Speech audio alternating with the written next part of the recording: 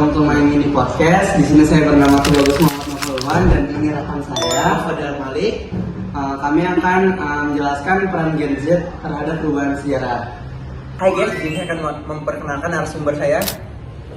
Halo, kenalin aku Anissa Satrinanda dan partner aku Keza Lambo Supantana Baban. Di sini kami bakal jadi narasumber di podcast hari ini dengan tema Peran Gen Z terhadap perubahan sejarah. Simak videonya sampai ya guys. Oke, untuk pertanyaan yang pertama, topik pertama yang akan dibahas adalah SDM atau AI. Banyak yang cemas bahwa AI akan mengambil alih pekerjaan. Bagaimana kita sebaiknya menghadapi hal ini, terutama untuk Gen Z yang baru terjun ke dunia kerja? Nah, kekhawatiran tentang dampak AI adalah hal yang normal, tetapi penting untuk beradaptasi dan belajar keterampilan baru. Gen Z perlu fokus pada cara bekerja bersama AI, bukan melawannya. Mereka harus mengembangkan soft skill seperti pemikiran kritis, pemecahan masalah, dan kreativitas. Selain itu perlu juga menguasai hard skill yang berkaitan dengan AI, seperti memberikan instruksi yang tepat kepada AI, analisis data, dan pengembangan AI. Intinya jadi pengendali AI aja, bukan hanya dapat dikendalikan.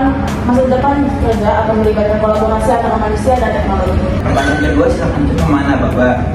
Lalu ini kan kita mau membahas tentang kurikulum sekarang. Nah, mengapa pelajaran sejarah di sekolah seringkali dianggap membosankan dan tidak menarik? Apa permasalahannya? Nah, biasanya masalah utamanya itu mereka terlalu fokus yang salah kepada kurikulum kita. Kurikulum kita itu sering menekankan menghafal nama, tanggal, dan peristiwa tanpa memberikan konteks atau makna yang lebih dalam. Sejarah biasanya disajikan sebagai kumpulan fakta yang tidak saling berkaitan. Akibatnya, siswa-siswa tidak melihat relevansi sejarah dengan kehidupan mereka. Mereka tidak dilatih untuk berpikir kritis atau memahami alasan dibalik suatu peristiwa. Mempelajari sejarah seharusnya tentang menemukan cerita dan pelajaran, bukan sekedar menghafal. Oke, pertanyaan ketiga. Nah, tadi kan tentang perubahan dalam kurikulum yang baku. Namun, sejarah juga berkaitan dengan kesinambungan. Bagaimana kita dapat mengubah kurikulum tanpa kehilangan inti penting dari sejarah, seperti nilai-nilai nasional dan identitas? Apa yang perlu dijaga tetap ada? Poin kuncinya adalah memperkenalkan esensi nilai-nilai dan identitas bangsa. Kurikulum harus terus mengajarkan tentang perjuangan para pahlawan, persatuan, dan keberagaman budaya. Namun, pendekatannya harus diubah. Alih-alih hanya menghafal, siswa harus didorong untuk berdiskusi, berdebat, dan memproyeksikan nilai-nilai ini ke masa kini.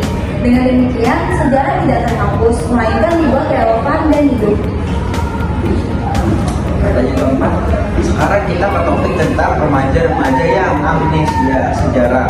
Kita perhatikan banyak remaja ini lebih akrab dengan tren TikTok dibandingkan dengan tanggal bersejarah. Bangsa, menurut Anda apa penyebab dari fenomena amnesia sejarah ini? Nah, biasanya ada beberapa faktor utama yang mengaruhi cara kita berinteraksi dengan sejarah saat ini. Yang pertama itu kecepatan informasi di era digital membuat kita terbiasa dengan konten-konten instan dan viral, sehingga sejarah yang membutuhkan pemahaman mendalam terasa sangat membosankan.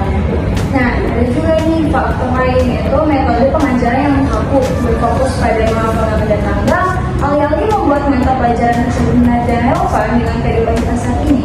Yang ketiga, dan yang penting itu kurangnya narasi yang menghubungkan sejarah dengan identitas pribadi kita. Jadi, kita tidak memandang sejarah sebagai bagian dari diri kita, cenderung akan melupakannya.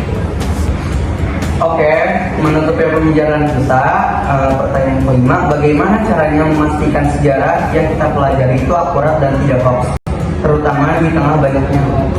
Nah, mereka itu bisa menghindari berita sejarah hoax dengan mengecek sumbernya, bandingkan dengan sumber lain yang kredibel, dan jangan langsung percaya pada satu narasi. Lembaga pendidikan dan museum juga memfasilitasi menyediakan sumber-sumber otentik yang mudah diakses dan disajikan dengan cara yang interaktif. Ingat tanggung jawab kolektif, baik dari individu untuk kritis maupun dari institusi untuk menyediakan sumber yang terpercaya. Oke.